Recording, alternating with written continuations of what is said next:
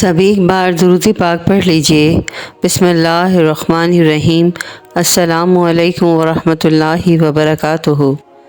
एक यहूदी ने अपने बेटे को कहा कि जाओ और बाज़ार से सौदा लेकर आओ। लड़का रास्ते से गुज़र रहा था कि इसकी नज़र हुज़ूर सल्लल्लाहु अलैहि वसल्लम पर पड़ी। हुज़ूर सल्लल्लाहु अलैहि वसल्लम की नज़र भी इस लड़के पर पड़ी। वो लड़का वहीं बैठ गया और बैठा रह गया। काफ़ी देर हो गई। यहूदी कभी अंदर जाता और कभी बाहर आता कि लड़का कहाँ रह गया, अभी तक क्यों नहीं आया। सूरज ग़ुरूब हो गया, मग़रिब की नमाज़ हो गई। शाम को लड़का घर आया तो बाप ने पूछा, अरे नादान, इतनी देर क्यों कर दी।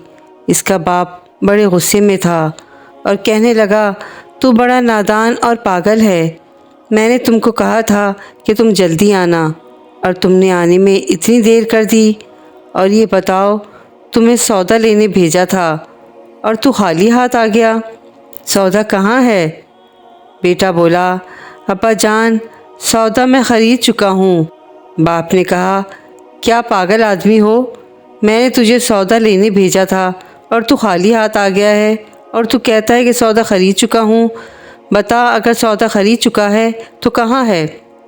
बेटे ने कहा, काश अब्बा जान आपके पास वो आँख होती तो मैं आपको दिखाता कि मैंने क्या ख़रीदा है।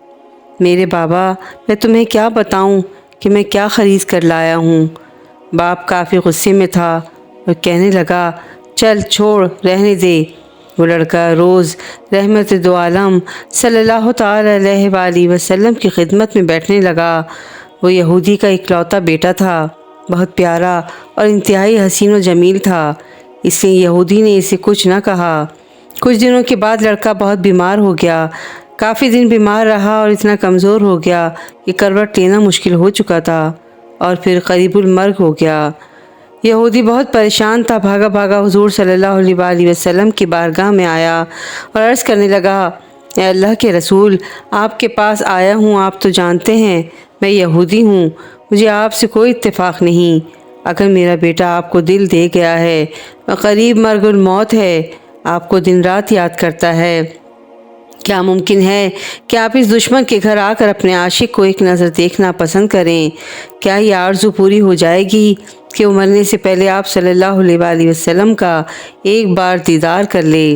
वो लड़का किसी और चीज़ की आरज़ू नहीं कर रहा। आप सल्लल्लाहु अलैहि वसल्लम ने ये नहीं फरमाया कि मैं जाऊँगा या नहीं जाऊँगा। आप सल्लल्लाहु अलैहि वसल्लम ने हज़रत अबू बकर सिद्दीक़ रज़ियल्लाहु अन्हु, हज़रत उमर, हज़रत उस्मान और हज़रत अली रज़ियल्लाहु अन्हु से कहने लगे, चलो चलें। बाकी भी जो सब थे कहने लगे, चलो। आप सल्लल्लाहु अलैहि वसल्लम के आशिक का दीदार हम भी तो कर लें। अपना दीदार इसे देते हैं। आखिरी लम्हा है, आंखें बंद करने से पहले हम इसे कुछ देना चाहते हैं। चलो चलते हैं। यहूदी के घर पहुँचे तो लड़के की आंखें बंद थीं।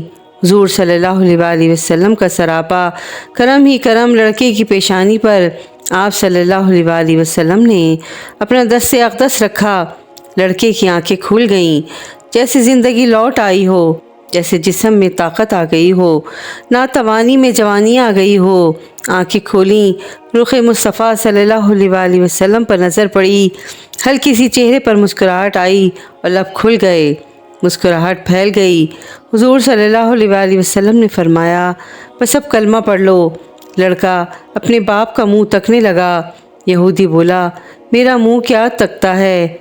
अबुल क़ासिम मोहम्मद इब्न अब्दुल्ला जो कहते हैं कर लो। लड़का बोला, या रसूलल्लाह सल्लल्लाहु अलैहि वसल्लम, मेरे पास तो कुछ भी नहीं है। आप सल्लल्लाहु अलैहि वसल्लम ने फरमाया, बस तुम कलमा पढ़ लो, मैं जानूँ और जन्नत जाने, तुम मेरे हो जाओ। जन्नत भी तो मेरी है, जन्नत में लेकर जाना मेरा काम है। सुभान अल्लाह। लड़के ने कलमा पढ़ा। जब इसके मुंह से निकला मोहम्मद रसूलुल्लाह, इसकी रूह बाहर निकल गई। कलमे का नूर अंदर चला गया। आंखें बंद हुईं, लब खामोश हो गए। इस लड़के का बाप यहूदी बोला, मोहम्मद सल्लल्लाहु अलैहि वसल्लम, मैं और आप दोनों मुखालिफ हैं, इसलिए लड़का अब मेरा नहीं रहा। अब ये इस्लाम की मुक़द्दस अमानत है। काशान नबूवत सल्लल्लाहु अलैहि वसल्लम से इसका जनाजा उठे तभी इसकी इज़्ज़त है, इसलिए इसको ले जाओ। پھر آپ صلی اللہ علیہ وسلم نے صحابہ کرام سے فرمایا چلو کندھا دو، سب اٹھاؤ اسے۔ حضرت محمد صلی اللہ علیہ وسلم اس یہودی کے گھر سے نکلے تو یہ فرماتے جا رہے تھے اس اللہ کا شکر ہے جس نے میرے صدقے اس بندے کو بخش دیا۔ کیا مقام ہوگا اس عاشق کی میت کا جس کو حضرت علی المرتضیٰ، حضرت عثمان غنی، حضرت ابوبکر صدیق، حضرت عمر بن خطاب اور حضرت بلال حبشی رضی اللہ تعالیٰ عنہ جیسی مشہور شخصیات کندھا دے کر لے جا رہی ہوں، اور آگے آگے حضرت محمد مصطفیٰ صلی اللہ علیہ وسلم ہوں۔ قبر تیار ہوئی، کفن پہنایا گیا، حضور صلی اللہ علیہ وسلم قبر کے اندر تشریف لے گئے، قبر میں کھڑے ہوئے اور کافی دیر کھڑے رہے، پھر اپنے ہاتھوں سے اس عاشق کی میت کو قبر کے اندر اتارا۔ آپ صلی اللہ علیہ وسلم قبر کے اندر پنجوں کے بل چل رہے تھے، مکمل پاؤں مبارک نہیں رکھ پا رہے تھے۔ کافی دیر کے بعد آپ صلی اللہ علیہ وسلم قبر سے باہر آئے تو چہرے پر تھوڑی سی سردی چھائی ہوئی تھی، تھکن محسوس ہوئی۔ صحابہ کرام پوچھتے ہیں آپ صلی اللہ علیہ وسلم یہ کیا ماجرا ہے، پہلے یہ تو بتائیے۔ آپ صلی اللہ علیہ وسلم نے قبر میں پاؤں مبارک کیوں نہیں رکھا؟ آپ صلی اللہ علیہ وسلم پنجوں کے بل کیوں چل رہے تھے؟ حضرت محمد صلی اللہ علیہ وسلم نے فرمایا قبر کے اندر بے پناہ فرشتے آئے ہوئے تھے، اس لیے مجھے جگہ نہیں مل رہی تھی کہ میں پاؤں رکھتا۔ میں نہیں چاہتا تھا کہ کسی فرشتے کے پاؤں پر میرا پاؤں آ جائے۔ پھر صحابہ کرام پوچھتے ہیں آپ صلی اللہ علیہ وسلم قبر کے اندر کیوں گئے؟ ہمیں کہتے ہم چلے جاتے۔ آپ صلی اللہ علیہ وسلم نے خوبصورت جواب دیا، کیا میں نے اس لڑکے کو نہیں بولا تھا کہ تیری قبر کو جنت بناؤں گا؟ تو اب اسی قبر کو جنت بنانے قبر کے اندر چلا گیا تھا۔ صحابہ کرام پھر پوچھتے ہیں کہ حضور صلی اللہ علیہ وسلم اتنے تھکے ہوئے کیوں ہیں؟ آپ صلی اللہ علیہ وسلم نے فرمایا تھکا اس لیے ہوں کہ فرشتے اور حوریں اس عاشق کے دیدار کے لیے آ رہے تھے اور میرے وجود سے لگ لگ کر گزر رہے تھے، ان کی وجہ سے تھک گیا ہوں۔ سبحان اللہ۔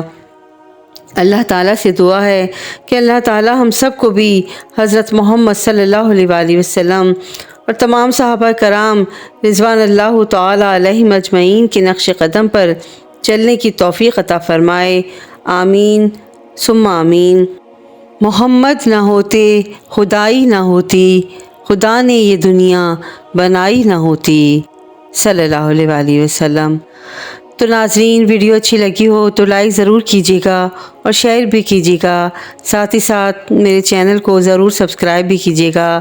اللہ تعالی ہم سب کا حامی و ناصر ہو، آمین ثم آمین۔ جزاک اللہ خیرا کثیرا۔